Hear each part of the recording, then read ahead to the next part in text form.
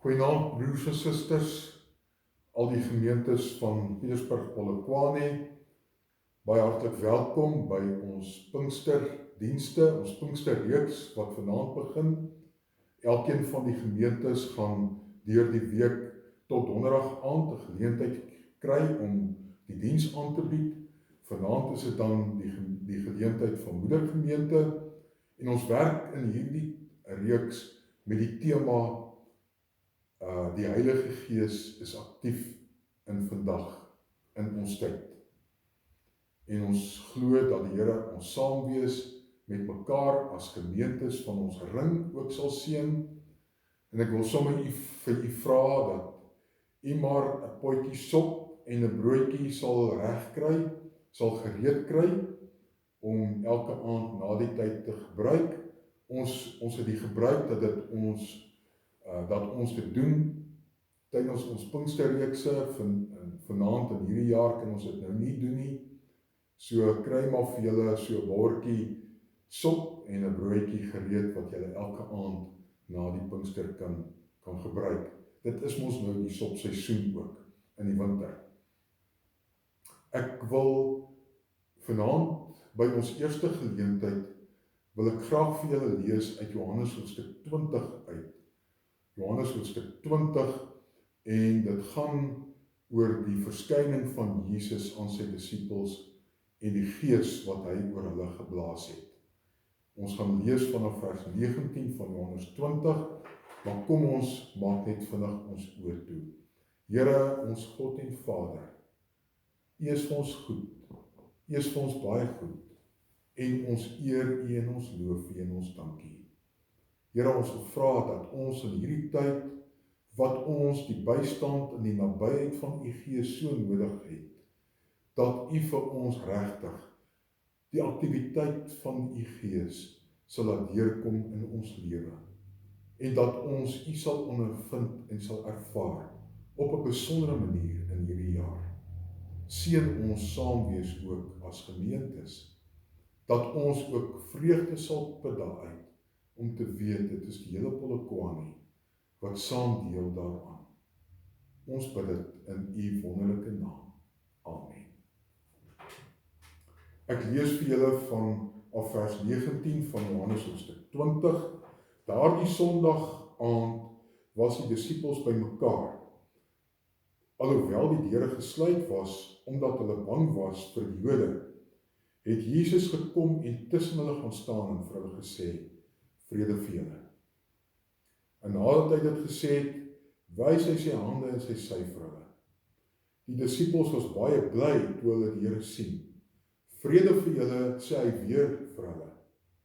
Ontvang die Heilige Gees, sê hy toe vir hulle, nadat hy op hulle geblaas het. As julle die mense hulle sondes vergewe, word dit hulle vergewe deur God. En as julle dit nie vergewe nie, word dit nie deur God vergewe nie. Ons lees tot sover. Ons leef so stewens die hele wêreld op hierdie stadium in 'n situasie van vrees. Ons vrese verskil natuurlik. Party mense is bang vir die virus. Ander weer is bang vir die mense wat nie bang is vir die virus nie, omdat hulle 'n gevaar skep. Party mense is bang vir die ekonomie, ander mense is bang vir die politieke situasie. Ons lewe in vrees vir mekaar. Ons kruip agter maskers vir mekaar weg en ons staan meters van mekaar af as ons mekaar sien in die winkels. Vrees het gewoonlik twee reaksies. Dit is of vlug of dit is veg. Dit is die normale aksies wat 'n mens het teenoor vrees. Johannes 20 in die geleesde gedeelte lees ons dat die disippels ook vreesagtig was. Hulle was bang. En juis in hierdie situasie van vrees kom die Here Jesus en hy roep hulle te midde van hulle vrees en hy stuur hulle uit om sy getuies te wees. Ons moet onthou, hulle is agter toe deure uit vrees vir die Jode en hulle vrees was geregverdig.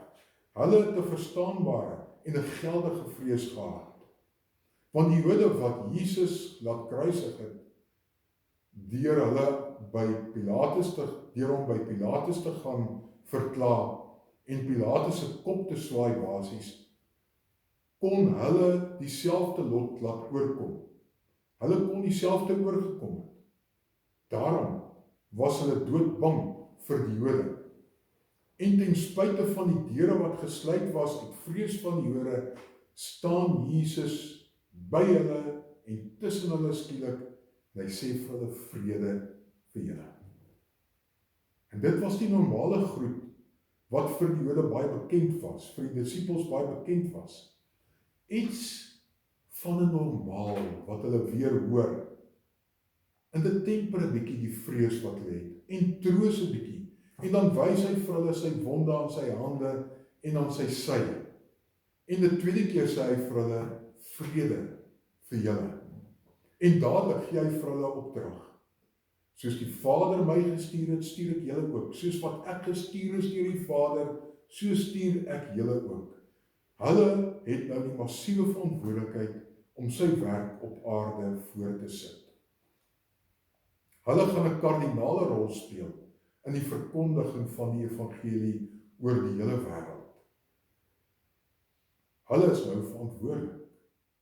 Hy gee vir hulle die opdrag, maar hy is ook self die boodskap wat hulle moet gaan verkondig. En hierdie opdrag word nie aan 'n individu gestuur nie, maar dit word aan hulle kollektief as 'n groep gegee. Hulle moet die boodskap gaan verkondig. En voordat hulle enigstens kan reageer, blaas hy op hulle en hy sê vir hulle, ontvang die Heilige Gees. En dit is presies wat die groot verskil in hulle lewe maak. Dit is die effek van 'n tweede geboorte, as dit ware op hulle. Soos wat ons lees in Genesis 2, dat God die mens vir Adam gemaak het, uit klei uit bymekaar gesit het, mooi gevorm het, kom daar eers lewe in Adam, nadat God sy gees oor Adam in sy mond inblaas. Dieselfde vind ons ook, dieselfde beeld in Esegiel 37, die bekende beeld van die doodsbeendere wat daar gelê het, en Esegiel wat oor hulle moet loop, en dat vleis, en gesê, profeteer oor hulle, dat vleis en senings en allerhande goed, die doodsbeendere het in beweging gekom, het dit eers begin lewe kry, nadat God se gees in hulle geblaas is. Dit verander alles. Toe God sy gees oor hulle laat kom en op hulle blaas.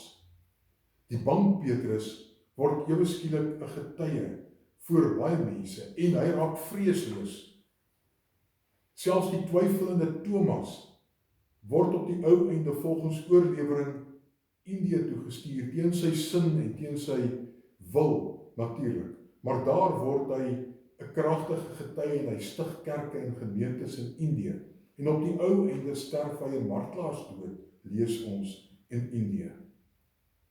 Alles verander toe Jesus op hulle blaas en hulle die werking van sy gees begin ervaar en ondervind.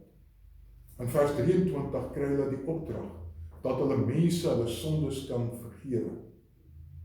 Maak dit hulle en ons by implikasie ook dan regters oor mense wat kan oordeel oor mense? Nee, hulle is slegs die gestuurdes wat God se vryspraak, wat hy reeds behaal het, gaan verkondig aan die kruis. Hulle verkondig 'n genadeboodskap.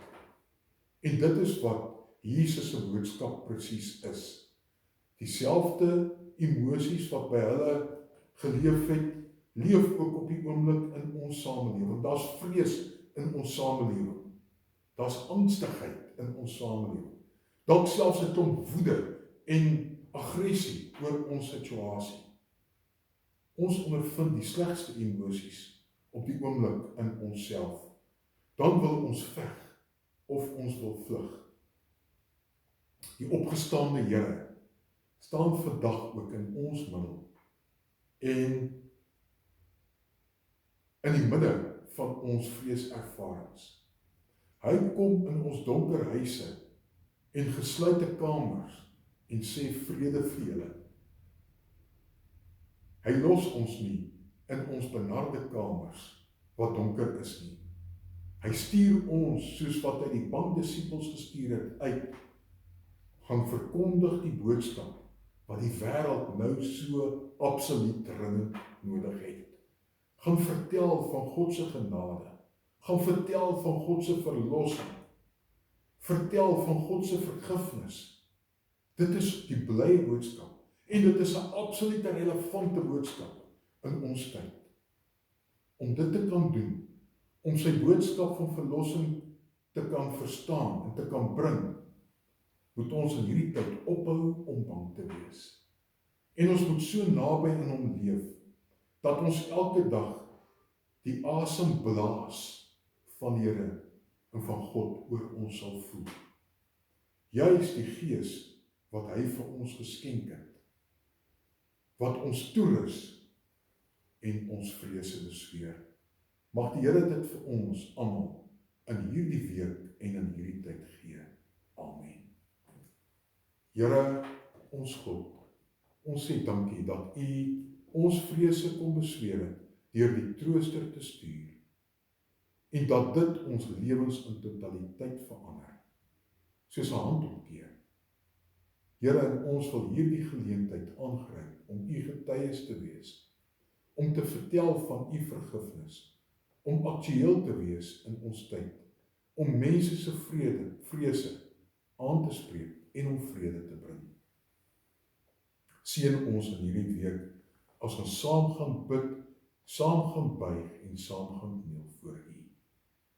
Ons vra dit in Christus se naam. Amen. Ek groet julle met die genade van die Here Jesus. Mag daar vir julle genade en vrede in oorvloed wees van God ons Vader en Jesus Christus ons Here tot in ewigheid.